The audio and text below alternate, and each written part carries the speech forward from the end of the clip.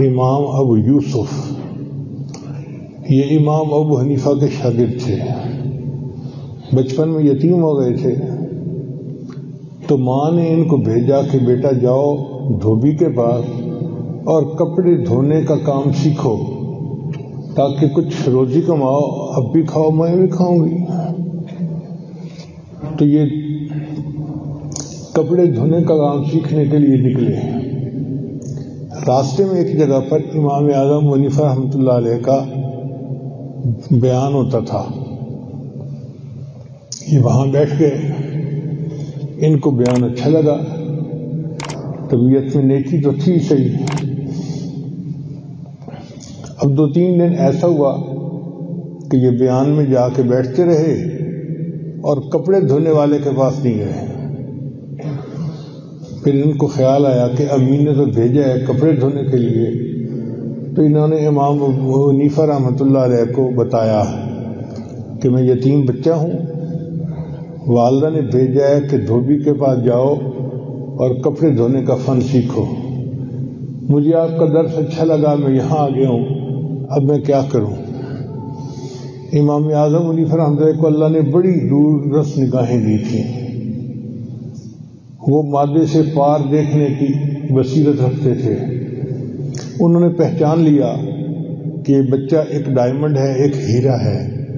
ان کا کہ آپ روزانہ میرے درس میں آ جایا کریں اور جتنا آپ کو پیسہ وہاں کپڑے دھونے سے ملے گا وہ میں دے دوں گا، امی کو جا کے خرچہ دے دینا، ان کا مقصد پورا ہو جائے گا۔ چنانچہ امام ابو یوسف نے جانا شروع کر دیا۔ 1-2 سال یہ امام ابو حنیفہ کے درس میں جاتے رہے۔ پھر اس کے بعد ماں کو پتہ چلا کہ میرا بیٹا تو کپڑے دھونے نہیں سیکھا، یہ تو کسی کے درس میں جاتا ہے اور واپس آ جاتا ہے بیٹھ کے، تو ماں ناراض ہوئی۔ ماں نے کہا کہ مجھے اپنے استاد سے ملاقات کرواؤ۔ چنانچہ اپنی والدہ کو لے کے امام اعظم ابو حنیفہ کے پاس آئے۔ اس نے امام صاحب کو کہا میں ایک بیوہ عورت ہوں، یہ میرا ایک ہی بیٹا ہے اور میرا دنیا میں کوئی سہارا نہیں ہے، میں نے اسے بھیجا تھا کہ جا کے کپڑے دھونے کا فن سیکھو اور کچھ روزی کماؤ تاکہ میں اور آپ زندگی گزار سکیں، مگر یہ تو آپ کے درس میں آ کے بیٹھ جاتا ہے اور کام نہیں سیکھ رہا۔ امام صاحب نے کہا کہ دیکھیں آپ کو گھر کے خرچے کے لیے پیسے مل جاتے ہیں؟ اس نے کہا پیسے تو مجھے مل جاتے ہیں۔ امام صاحب کا مقصد تو پورا ہو گیا نا۔ اس نے کہا میں چاہتی تھی کہ یہ فن سیکھتا، تو امام صاحب نے مسکرا کے کہا کہ میں نے اس کو وہ فن سکھایا ہے کہ یہ پستے کا بنا ہوا حلوہ کھایا کرے گا، میں نے اس کو وہ فن سکھایا ہے کہ یہ پستے کا بنا ہوا حلوہ کھایا کرے گا۔ اس زمانے میں پستہ در نایاب تھا، کم ملتا تھا اور تھا بھی بہت مہنگا، اور اس کا حلوہ بنانا عام بندے کے بس کی بات نہیں تھی۔ بڑے امراء، بڑے نواب وہ کبھی بناتے تھے اپنی دعوتوں میں۔ تو وہ عورت یہ سن کے خاموش ہو گئی۔ خیر امام ابو یوسف امام اعظم کے پاس آتے رہے اور علم حاصل کرتے رہے، حتیٰ کہ وہ فقیہ بن گئے۔ فقیہ بھی کس طرح بنے؟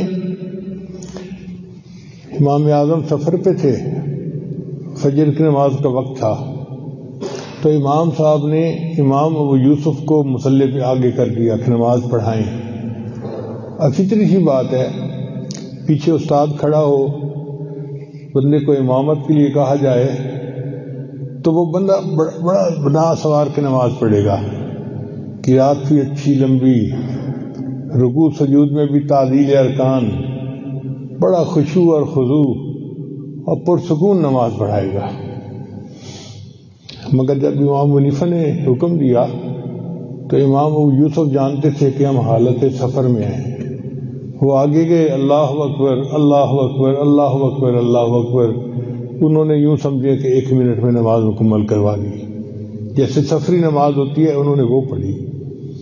تو امام اعظم ابو حنیفہ رحمۃ اللہ نے فرمایا سارا یعقوب انا فقیہا، ہمارا یعقوب آج فقی بن گیا ہے، اس کو پتہ ہے کہ فقہ کیا ہوتی ہے۔ چنانچہ امام ابو یوسف رحمۃ اللہ بہت بڑے فقی بن گئے۔ اب ایک وقت آیا کہ بادشاہ وقت نے امام ابو حنیفہ رحمۃ اللہ کو کہا کہ جی آپ چیف جسٹس بن جائیے۔ امام ابو حنیفہ رحمۃ اللہ نے فرمایا کہ دیکھیں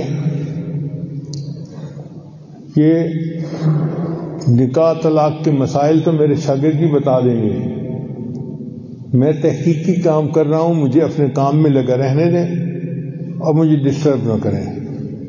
اس نے کہا جی ٹھیک ہے۔ چنانچہ امام ابو حنیفہ رحمۃ اللہ کی ریکمنڈیشن پر امام ابو یوسف رحمۃ اللہ علیہ چیف جسٹس بن گئے۔ جس زمانے میں مسلمانوں کی حکومت 3 بر اعظموں کے اوپر تھی، یعنی 3 بر اعظموں پر مسلمانوں کی حکومت تھی، اور اتنے بڑے ملک کے چیف جسٹس امام ابو یوسف بن گئے، کبھی سوچا بھی نہیں تھا۔ ایک دن بادشاہ امام ابو یوسف کو ملنے کے لیے آیا تو وہ اپنے ساتھ کچھ بنا کے لایا۔ امام صاحب نے پوچھا یہ کیا ہے؟ کہنے لگا جی یہ وہ چیز ہے جو ہمیں بھی کبھی کبھی ملتی ہے مگر آپ کو روزانہ ملا کرے گی۔ اس نے پوچھا کیا؟ کہنے لگا یہ پستے کا بنا ہوا حلوہ ہے، یہ دماغ کو تقویت